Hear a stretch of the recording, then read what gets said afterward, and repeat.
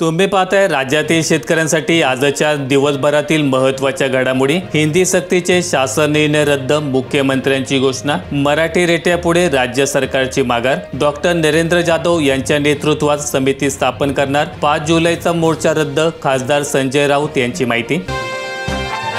वाशिम जिल्ह्यात महाबीजतर्फे शेतकऱ्यांना 2.88 कोटींचे अनुदान, 814 बीजोत्पादकांचा समावेश, खात्यात रक्कम जमा, पेरणीच्या हंगामात अनुदान। शेतकरी वाऱ्यावर, सरकार भ्रष्टाचारी, विरोधकांची टीका। राज्यात कायदा सुव्यवस्था बिघडली असून बळीराजाची होतली असलेली दयनीय अवस्था आणि भ्रष्टाचारात मंत्री बरबटल्याने या सरकारच्या चहा पाण्याला जाणे संवेदनशून्य असेल, अशी टीका करत विरोधकांनी बहिष्कार टाकला। धुळे जिल्ह्यातील 135 गावांमध्ये ग्रामसुरक्षा दल, घरफोडी चोरीच्या घटनांना आळा घालण्यासाठी धुळे जिल्हा पोलीस अधीक्षकांची नवीन संकल्पना। रात्री गस्तीसाठी पोलिसांना 12 मुद्द्यांचा तपशीलवार फॉर्म देण्यात आला।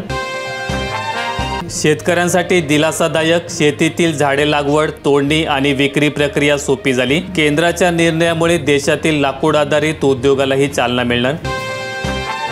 पावसाच्या उघडीपमुळे कोवळी पिके कोमेजू लागली, बळीराजा चिंताग्रस्त, शेतकऱ्यांचे आभाळाकडे डोळे। औराद, शहाजानी परिसरात जूनमध्ये केवळ 40 मिलीमीटर पाऊस। परभणी जिल्ह्यात 84,000 कामगारांची होणार तपासणी, दलालांचे धाबे दणाणले। श्रीमंतही मजुरांच्या यादीत, गरजू कामगार मात्र लाभाविना। भांडे वाटपाच्या चौकशीची गरज, बोगस कागदपत्रांच्या आधारे अनधिकृत लाभ घेऊन शासनाच्या कोट्यवधी रुपयांच्या निधीचा अपव्यय करण्यात आला।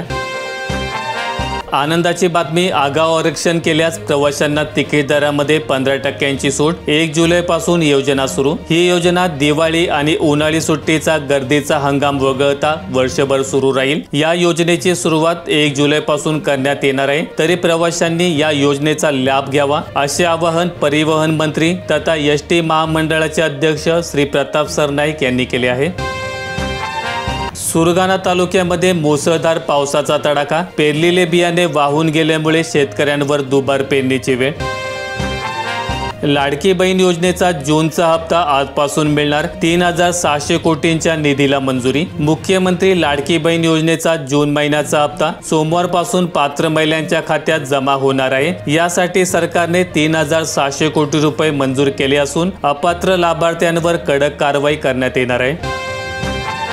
शेतकऱ्यांना पूर्ण विश्वासात घेऊनच शक्तीपीठचा निर्णय, मोजणीची प्रक्रिया तुर्तास स्थगित। मित्रचे उपाध्यक्ष राणा जगजितसिंह पाटील यांच्या उपस्थितीत बैठक।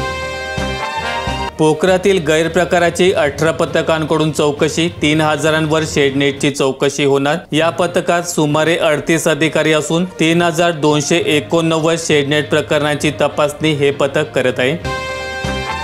संततधार पावसामुळे खरीप हंगाम वाया जाण्याची भीती, अकोला जिल्ह्यात पेरणीची 75% कामे खोळंबली। बाळापूर तालुक्यात सलग 8 दिवस संततधार पावसामुळे 75% खरीप पेरण्या रखडल्यात। शेतात पाणी साचल्यामुळे शेतकरी वर्ग चिंतेत आहे। सिरसो परिसरात रानडुकरांचा हैदोस, तुरीचे पीक भुईसपाट, तुरीचे सुमारे 90% क्षेत्राचे नुकसान झाले, शेतकरी चिंतेत, बंदोबस्त करावा, शेतकऱ्यांची मागणी। मोहोळ तालुक्यात शेतकऱ्यांची चिंता वाढली, पावसाने विश्रांती घेतली, पेरण्यांचे भवितव्य धोक्यात, दुबार पेरणीची शक्यता। कृष्णा वारणा संभाव्य पूर धोका, जनावरांसाठी चारा छावण्यांचे नियोजन सुरू। कृष्णा वारणा नद्यांच्या संभाव्य पूरस्थितीसाठी प्रशासनाकडून तयारी केली जात आहे। या काळात सुमारे 105 गावे बाधित होतात। जळगाव जिल्ह्यात वादळी वाऱ्यासह बरसलेल्या पावसाने अनेक भागांना जोडपले, चोपड्यात वीज खंडित, 5 तालुके मात्र कोरडेच। भुसावळ विभागात केळी बागांचे मोठ्या प्रमाणात नुकसान। कोकण, मध्य महाराष्ट्र, पूर्व विदर्भात जोरदार पाऊस जोर धरणार, मराठवाड्यात हलक्या सरींची शक्यता। मान्सून वाऱ्यांनी रविवारी म्हणजेच 29 जून रोजी संपूर्ण देश व्यापला। राज्याच्या विविध भागात पाऊस हजेरी लावत आहे, परंतु अद्यापही बहुतांश जिल्ह्यातील विविध भागात जोरदार पावसाची प्रतीक्षा कायम आहे।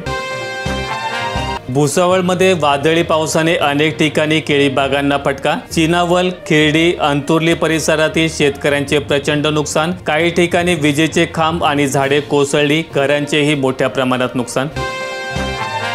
रोहिओची फळबाग लागवड उद्दिष्ट 10,000 घटवली। गेल्या 4 वर्षात 50,000 हेक्टरच्या आत फळबाग लागवड होती, त्यामुळे उद्दिष्ट त्यानुसार निश्चित केल्याचे दिसून येत आहे। यंदा निधीची अडचण असल्याचे बोलले जात आहे।